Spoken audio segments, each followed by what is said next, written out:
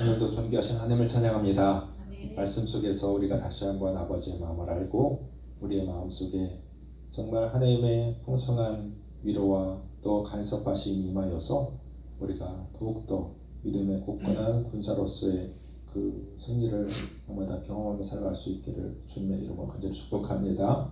한번 따라하실까요? 하나님의 기준에 합한 자가 되라. 하나님의 기준에 합한 자가 되라.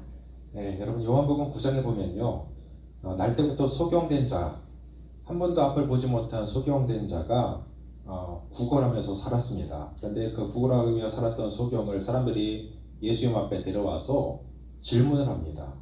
주님, 이 사람이 앞을 보지 못하는 것이 이 사람의 죄입니까? 아니면 그 부모의 죄입니까? 이렇게 물어요. 이건 굉장히 좀 신학적인 질문이라고 볼 수가 있겠습니다. 그들은 그 앞을 못 보는 소경에 대해서 그 사람에 대한 관심은 별로 없었고 오로지 이 질문을 통해서 예수님을 좀 곤란하게 만들려고 하는 그런 질문을 지금 던진 겁니다. 예수님을 좀 올무에 빠뜨리려고 하는 그런 의도가 강했던 질문이었습니다. 그런데 예수께서는 그들의 논쟁에 말려들지 않으시고 그 소경의 눈을 뜨게 하십니다. 사람들이 이론과 교리에 관심을 가질 때에 예수님은 이 소경 자체에 관심을 가지셨던 겁니다. 그를 불쌍히 여기셔서 그의 눈을 뜨게 하시고 보게 하시는 거죠. 이 사건 이후에 좀 난처하게 된 사람은 바로 이 소경 자신이었습니다. 왜냐하면 소경이 눈을 뜬 것으로 인해서 그 주변의 사람들은 그렇게 별로 기뻐하지 않았던 거예요. 오히려 예수님과 관계를 맺은 것 때문에 이 소경의 삶이 난처하게 됩니다. 이 소경은 예수님에 관해서 지금 묻는 이들에게 이렇게 답합니다. 그가 주인인지 아닌지 나는 그런 것은 모르겠습니다. 제가 아는 것이라고는 내가 소경이었다가 그분으로 말미암아 내가 보게 되었다는 사실 단 한 가지뿐입니다. 중요한 것은 그의 삶에 하나님의 은혜가 임하게 되었다는 거 아니겠습니까? 하나님의 은혜가 그 소경과 함께 하셨을 때 한 번도 세상을 보지 못했던 그 소경의 눈이 뜨어져서 이제는 보게 되었고, 나를 눈뜨게 하신 분이 바로 예수 그리스도라는 사실만을 그 소경은 전할 뿐입니다. 그런데 사람들은 그 소경의 기쁨에, 그 소경의 어떤 감격에 동참하지 못하고 오히려 이 소경에 대해서 오히려 좀 의문을 가지고 또 예수님을 지금 여러 가지로 모함하려고 하는 그런 의도가 그들 가운데 있는 것을 볼 때에 참 마음이 아프지 않을 수 없습니다.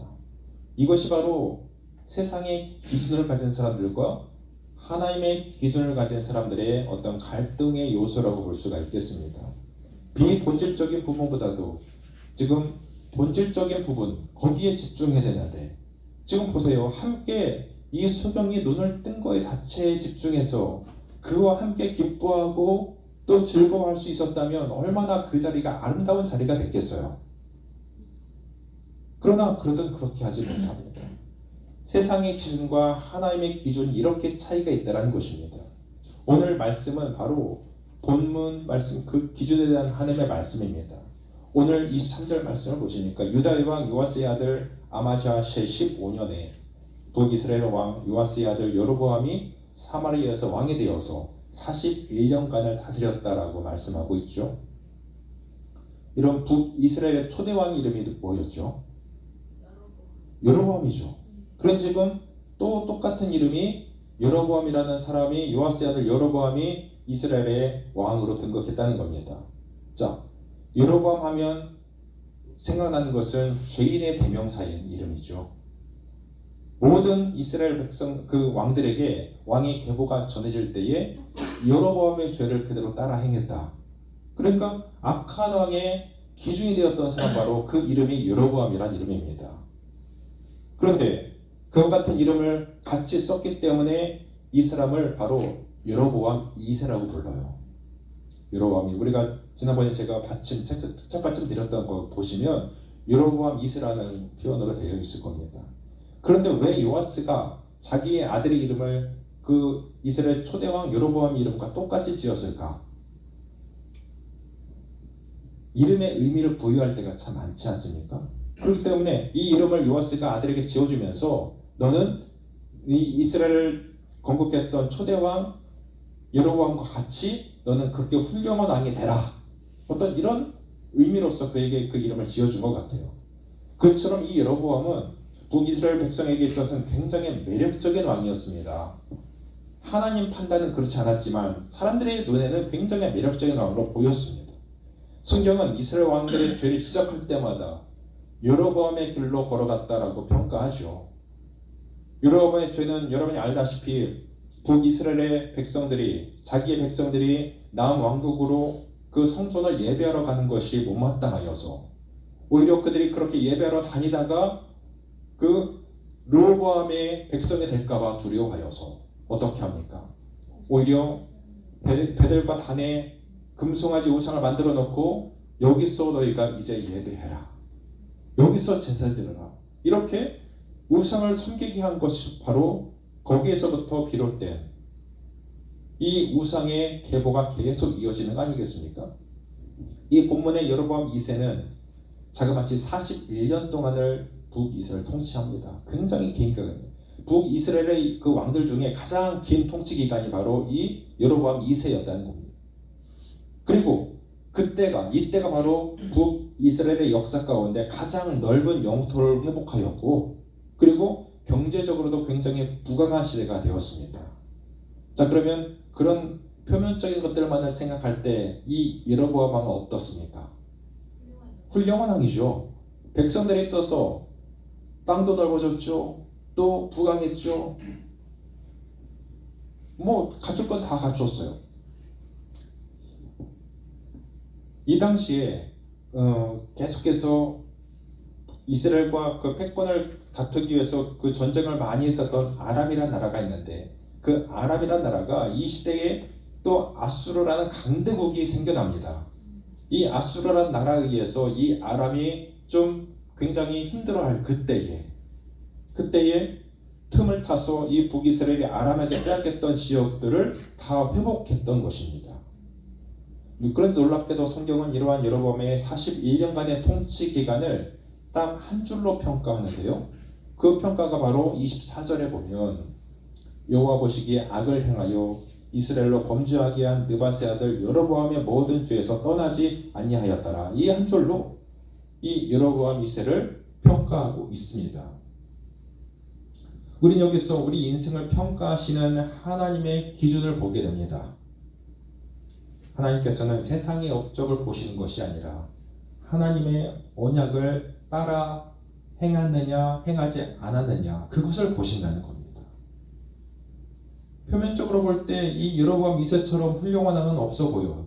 하지만 하나님은 그 여로보암 2세를 평가하실 때 여호와 보시기에 악을 행하였다고 평가하셨고, 이스라엘을 범죄하게 한 느바사들 여로보암의 모든 죄에서 떠나지 아니했다라고 평가하고 계시다는 것을 볼 수가 있습니다. 그러니까 사람의 보기에는 성공했다라는 것이 하나님의 보시기에는 악한 것이 될 수 있고요. 사람의 보기에 실패가 하나님 보시기엔 성공이 될 수가 있다는 겁니다. 우리는 이 하나님의 기준을 주목할 필요가 있습니다. 그래서 하나님의 기준이 어떤 곳에 있는지를 우리가 주목해서 우리 자신의 삶도 하나님이 나를 땅에 살아가게 하시는 이 시간에 내 인생의 그 기간 동안도 우리가 하나님의 기준에 합한 자로 서 있어서 하나님 앞에 인정받고 우리가 다시 한번 하나님 앞에 설 때에 우리의 삶을 인정해 주실 만한 그런 하나님의 기준에 합한 삶을 우리가 살고 싶지 않으십니까, 여러분? 그렇습니다. 사람의 기준, 세상의 기준이 아니라 우리는 하나님의 기준이 무엇인지를 늘 묵상해야 되고 그 기준을 따라가는 삶을 살아가야 된다는 것입니다. 이 세상의 기준에 있어서 여로보암 2세는 정말로 마땅히 성공한 왕이었고 인정받고 칭찬받아 마땅한 왕이었죠. 하지만 그를 하나님은 기뻐하지 않으셨습니다. 그런 의미에서 악인의 번성함은 축복이 아니라는 것을 알 수가 있어요. 악한 자들, 하나님을 무시하는 자들이 번성하고 잘 되는 것, 우리는 우리가 사는 이 시대도 참 많이 보지 않습니까? 그런데 하나님의 때가 아직 이르지 않았기 때문에 하나님은 그들을 그냥 지켜보고 계시고 또 자기 마음대로 살 수 있도록 그냥 내버려 두시는 것뿐이지, 분명히 하나님의 심판의 시간은 다가오고 있습니다. 여로보암의 번성함에 대해서 성경은 이렇게 증거합니다. 보면 27절 보시면 여호와께서 또 이스라엘의 이름을 천하에서 없이 하겠다고도 아니하셨으므로 요아스의 아들 여로보암의 손으로 구원하셨음이더라. 이 구절을 그 메시지 성경이라는 성경으로 보니까 좀 더 명확하게 이렇게 표현하고 있더라고요. 하지만 하나님께서는 아직 이스라엘의 이름을 역사에서 지우실 마음이 없으셨다. 그래서 요아스의 아들 여로보암을 사용해서 그들을 구원하셨다. 이렇게 표현하고 있어요. 좀 흥미로운 것 같습니다. 악인도 단지 하나님의 역사 가운데 사용되었을 뿐이라는 겁니다. 여러분, 우리가 영화를 보시면 주인공을 부각하기 위한 악인이 등장하죠. 주인공만 있는 영화는 없어요. 분명히 그 대립되는 악인이 있습니다. 그런데 그 악인을 통해서 오히려 주인공이 훨씬 더 부각되어지고 결국에는 주인공이 승리하게 만드는 이런 요지로 우리가 영화를 보면서 재미있어 하죠. 보십시오. 그것이 지금 이 여로보암 2세가 잘 되고 번성하고 세상 사람들이 보기에 성공한 어떤 왕으로 보여지는 것, 이것은 잘 되는 것, 그것이 아니라 바로 유보된 하나님의 심판일 수밖에 없었다는 겁니다. 그가 아무리 세상에 성공했을지 모르지만 하나님은 그를 성공으로 평가하지 않으셨다는 겁니다. 이 땅에서 그가 잘되고 번성하는 것이 결코 그의 의로움의 결과가 아니었다는 것을 하나님은 보여주고 계십니다. 주목해보면 이 41년 동안 이렇게 가장 길게 이스라엘을 통치했던 그런 시절, 그리고 가장 부강한 나라를 만들었던 이 여로보암 2세에 대해서 성경은 보니까 오늘 우리가 읽었던 그 본문 7절 있죠. 그 7절만 할애해서 이 여로보암 2세를 소개하고 있는 거예요. 굉장히 작은 부분입니다. 그를 이스라엘 역사 가운데 세상 사람이 볼 때는 가장 높게 평가하고 좀 길게 부여해서 의미를 굉장히 부여할 만한 그런 업적을 이룬 왕이었지만 성경은 그렇지 않다는 거예요. 이 열왕기서의 저자는 이 여로보암 2세를 표현할 때 단 7절만 할애해서 그의 업적을 평가할 뿐입니다. 여러분, 다윗 왕과 비교할 때 이거는 다윗 왕은 어떻습니까? 엄청나게 많은 분량을 동원하여서 하나님은 다윗의 일생을 소개하고 있지 않습니까? 그런데 이 여로보암 2세가 다윗만큼 성공해 보이는 왕이었지만 그러나 이 단 7절만을 통해서 하나님은 그를 소개하고 계세요. 이건 뭘 말합니까? 그가 이룬 성공이 그렇게 중요하지 않든지, 아니면 그가 이룬 성공이 그의 것이 아니라 하나님이 하신 일이기 때문입니다. 보세요. 우리 인간들이 성공에 대해서 착각한 이유가 있습니까? 대부분 내가 뭔가를 이루어서, 내가 잘나서, 내가 노력해서 이룬 어떤 성공이요 또 부유함이라고 생각할 수 있어요. 그런데 눈에 보이는 것이 다가 아닙니다, 여러분.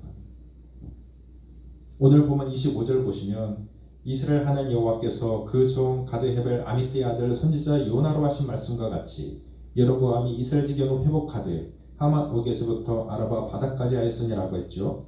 여기 요나라는 선지자가 나옵니다. 우리가 잘 아는 그 요나가 맞아요.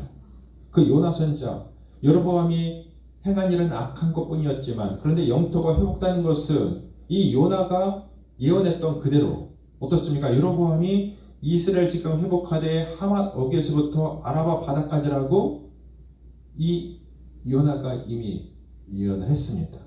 그러니까 하나님이 이미 요나를 통해서 이 여로보암을 사용하셔서 그 땅을 회복할 것을 이미 말씀하고 예언하고 계셨다는 것을 알 수가 있죠. 그러니까 이 요나는 하나님의 말씀을 전한 선지자이기 때문에 결국 요나의 말은 누구의 말이에요? 하나님의 말씀이죠. 그러니까 곧 여호와께서 요나를 통해서 말씀을 이미 주셨기 때문에 이 여로보암 중에서 떠나지 않은 이 악한 왕이었던 여로보암 2세를 통해서라도 그가 어떤 사람이든지 간에 하나님은 그를 통해서 그의 시대에 이 이스라엘이 부강하게 하시고 영토가 회복되게 하셨던 것입니다. 그가 잘나서가 아니요, 그 자리에 여로보암 2세가 있었던 것 때문이 아니라 그 자리에 최영준이 있었어도 하나님은 그렇게 이루셨을 거예요. 누구라도 그 자리에 누가 있더라도 하나님은 그 언약 때문에 그 약속하신 계명 때문에 하나님의 일을 이루셨던 것입니다. 그러면 여호와께서 이렇게 하신 이유가 뭐겠어요? 26절 다시 보시니까 이는 여호와께서 이스라엘 고난이 심하여 매인 자도 없고 노인 자도 없고 이스라엘을 도울 자도 없음을 보셨고 여호와께서 또 이스라엘 이름을 도말하여 천하에 없이 하겠다고도 아니하셨으므로 요바스의 아들 여로보암의 손으로 구원하심이었더라 이랬습니다. 이 구절을 한마디로 요약한다면 하나님의 긍휼과 언약이라고 볼 수가 있겠습니다.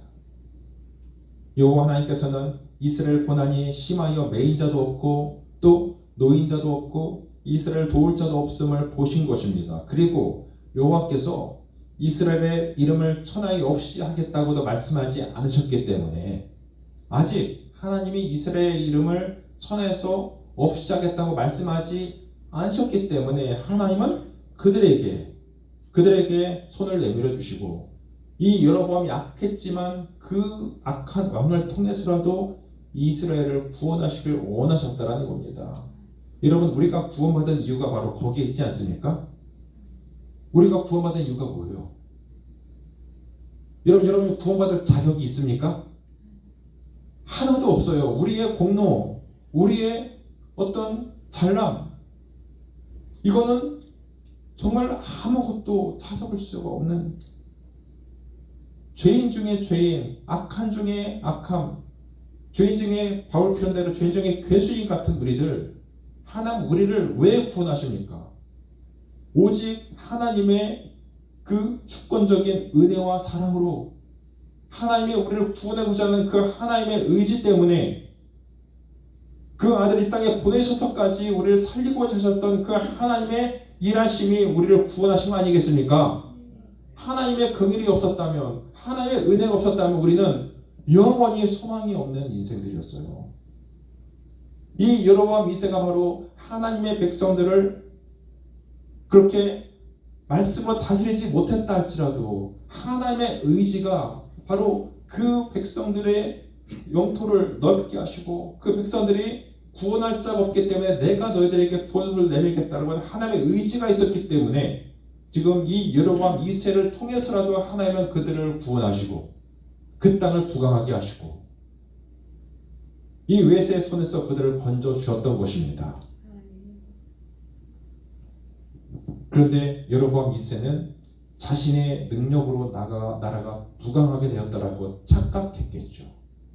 야, 나는 정말 이 정도면 이스라엘 역사 가운데 가장 위대한 왕이다. 자기 스스로 자기를 그렇게 평가하지 않았겠습니까? 교만하여서 나 같은 왕은 없을 것이다. 하지만 하나님이 보장해 주시지 않는 성공이 얼마나 허무한지를 우리가 그 이후의 이스라엘 역사를 통해서 볼 수가 있거든요. 그렇게 강성했던 북이스라엘이 이 여로보암 2세가 죽은 지 얼마 되지 않아서 그 시간을 따져본다면 약 30년도 되지 않은 그런 시간에 북이스라엘은 아까 말씀드린 그 아수르의 강대국에 의해서 초토화되고 이 이스라엘 역사 가운데 전 세계 역사 가운데 사라져버리는 그런 기운을 맞습니다. 아예 그 북이스라엘 역사가 그냥 끊어지게 만드세요. 이렇게 지금 부강했던 여로보암 2세의 시대 겨우 30년도 되지 못해서 나라가 없어질 거라고 누가 생각했겠습니까? 그런데 하나님의 보장해 주지 않는 부강함과 성공은 아무것도 아닌 것을 하나님은 그 이스라엘 역사를 통해서 보게 하시는 것입니다. 우리는 이 열왕서 기자가 이 여로보암 2세의 치적을 단 7줄로 소개하는 것 때문에 그 시대를 더 정확히 알기 위해서는 바로 아모스 선지자와 또 호세아 선지자의 글을 그 성경을 읽어보면 잘 알 수가 있습니다. 왜냐하면 아모스와 호세아 선지자는 이 여로보암 2세 때에 활동했던 선지자들이었기 때문입니다. 그들을 통해서 하나님은 북이스라엘의 그 실상을 보게 하셨어요. 아모스의 증언을 보면 표면적으로는 그들이 잘 사는 것 같지만 경제적인 부를 누리고 있었지만 대다수의 백성들은 궁핍한 삶을 살고 있었더라고 아모스는 증거하고 있고요. 그리고 가장 부유했던 이 시기에 가장 차별도 심했고 가장 나라가 번성했던 이 시대에 법을 집행한 집행관들도 뇌물로 재판하기 일쑤였고 가장 불행했던 시대를 살아가겠음을 볼 수가 있습니다. 그러니까 표면적으로는 나라가 잘 살고 부강해 보였고 큰 나라를 회복하였지만 실상 그 백성들의 삶은 그렇지 못했다는 것입니다. 오히려 가난했고 오히려 불법이 행하여서 빈부격차가 심해지고 오히려 재판하는 재판관들이 뇌물을 받아 먹어서 오히려 그들의 배만 불리는 그런 시대, 이렇게 불행한 시대를 살아가고 있었다는 것을 아모스 선지자는 증거하고 있어요. 그래서 이 여로보암 2세 시대를 단적으로 보여주는 표현을 아모스 8장 11절 말씀이 보여주고 있거든요. 한번 보여주실래요? 자, 아모스 8장 11절 말씀 읽어봅시다. 시작. 주 여호와의 말씀이니라. 보라, 날이 이를지라 내가 기근을 땅에 보내리니 양식이 없어 주림이 아니며 물이 없어 가람이 아니요 여호와의 말씀을 듣지 못한 기갈이라. 여러분 많이 들어보셨던 말씀이죠. 바로 아모스 선지자가 이 여로보암 2세 때의 실상을 보면서 한탄했던 그런 고백입니다. 하나님의 말씀의 씨가 말라버린 시대, 말씀의 씨가 말라버렸으니까 당연히 암흑의 시대가 되었겠죠. 아모스 선지자의 별명이 바로 정의의 선지자거든요. 정의의 선지자. 불의한 세상에서 하나님의 정의를 선포하고 불의한 길에서 돌아오라라고 끊임없이 외쳤지만 이스라엘 백성들은 돌아오지 않습니다. 이 여로보암 시대의 안정을 누리는 것만으로도 그들은 만족하며 살기 때문에 이 하나님의 부르심을 그들은 전혀 반응하지 않아요. 여러분, 말을 안 듣는 자녀들이 있는 학생들에게 옛날에 어른들이 했던 말들이 있습니다. 좋은 말로 할 때 들어라. 좋은 말로 할 때 들어라. 뭐예요? 그 선을 벗어나면 분명히 뭔가 징계가 따를 거다, 이런 뜻 아니겠습니까? 여러분, 안락함에 취해서 하나님의 말씀을 듣지 않는 자들에게 가장 좋은 특효약은 바로 그들의 보금자리를 흩어버리는 것 아니겠습니까?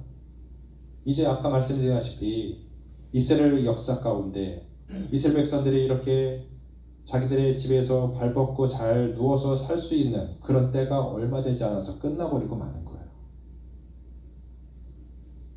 그들의 착각은 지금 내가 잘 살고 있다라는 착각, 그 모든 것을 거기에서 정당화시키려는 경향이 있기 때문이었습니다.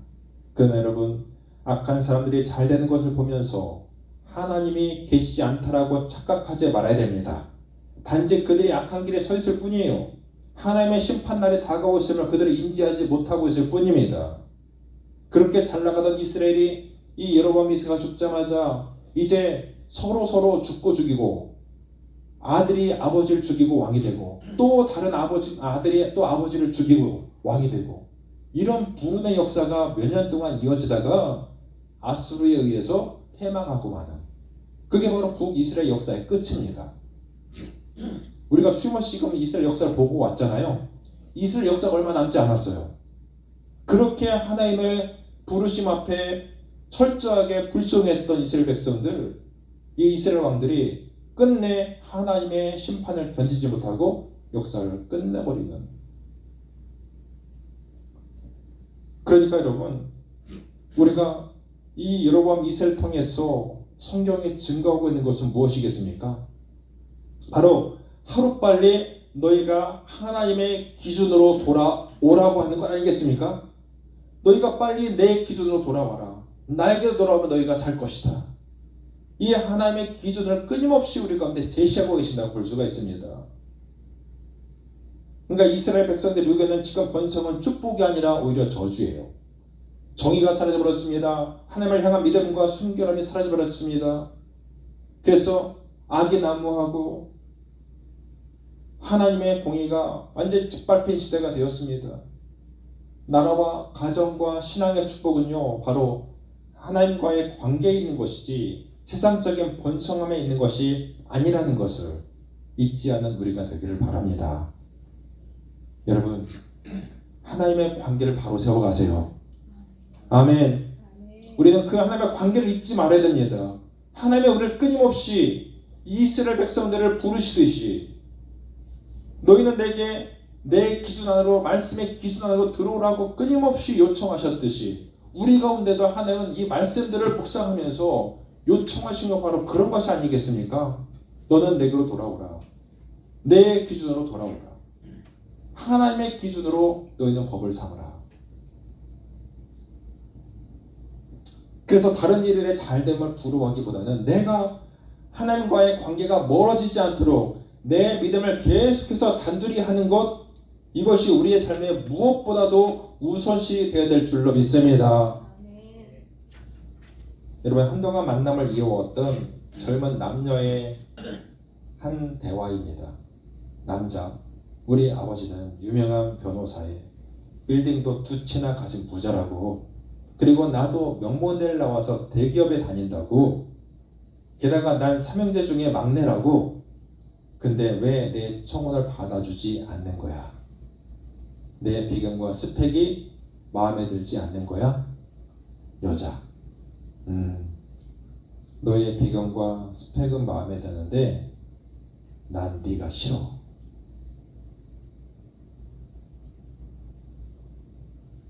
무슨 말인지 아시죠? 아무리 좋은 배경과 스펙을 가지고 있다 할지라도 그 당사자가 싫은데 어떻게 그 청혼을 받아들일 수 있겠습니까? 살다 보니 느끼는 것이지만 여러분, 통장에 현찰로 수천억을 가진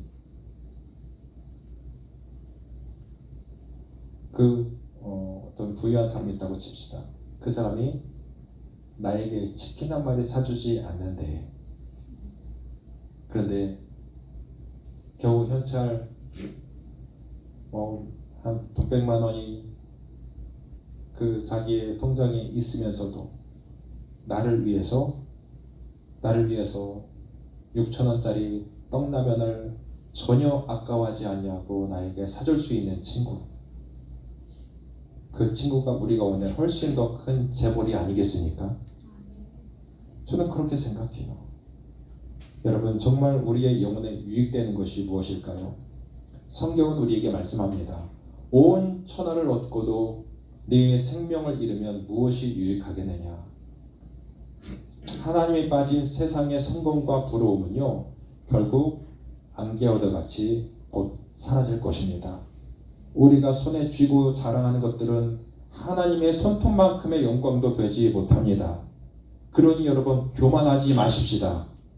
나의 잘됨과 번성, 하나님이 우리를 잘되게 하신다면 그것은 오로지 하나님의 은혜임을 깨닫고 그분 앞에 감사함으로 내게 주신 그 가진 것을 통해서 하나님 앞에 영광 돌리며 내가 세상에서 하나님께서 나를 보내신 목적을 이루는 삶을 살아드려야 되지 않겠습니까? 그렇게 목적대로 쓰임받다고 우리 하나님 앞에 가야지. 그것을 오히려 나의 잘남으로 착각하고 자랑하면서 교만하여서 오히려 하나님 없이 넌 잘 살 수 있다라고 떵떵거리고 그렇게 하나님을 멀리하고 살아가는 도구가 되어진다면 이 여로보암 2세와 같이 필연적으로 우리는 망하는 인생이 되고 말 것입니다. 누가복음 9장 23절 말씀에 자기를 부인하고 날마다 자기 십자가를 지고 나를 쫓을 것이니라. 주님은 제자의 삶에 대해서 그렇게 말씀하셨어요. 누구든지 자기를 부인해라. 그리고 자기 십자가가 있는데 그 십자가를 지고 나를 쫓을 것이니라. 여러분이 져야 될 십자가가 있습니다. 하나님은 우리 모든 삶 가운데 분명히 내가 져야 될 십자가를 허락하셨습니다. 그 십자가가 여러분에게 복일 수도 있어요. 너무나 힘들어서 그 십자가를 지고 짊어지다가 가다가 쓰러질 때도 많이 있을 겁니다. 그렇지만 여러분, 포기하지 마십시오. 주님은 그 십자가를 감당할 만한 힘과 능력도 여러분에게 부어주실 것입니다. 하루하루 내 삶의 자리를 지켜가면서 잘 살아갈 수 있음에 여러분 감사하십시오. 하루하루 우리 가운데 하나님이 주시는 그 시간들은 은혜로 주어지는 시간들입니다. 이 세상의 논리와 역행되어지는 이런 크리스천의 삶, 악한 이 세상 속에서도 여러분 거룩한 빛을 바르며 살아갈 수 있는 진정으로 하나님의 기준에 합한 자로 살아갈 수 있는 우리 모든 사랑하는 에덴 교회 백성들 다 되실 수 있기를 우리 주님의 이름으로 간절히 축원합니다. 우리 함께 기도하겠습니다.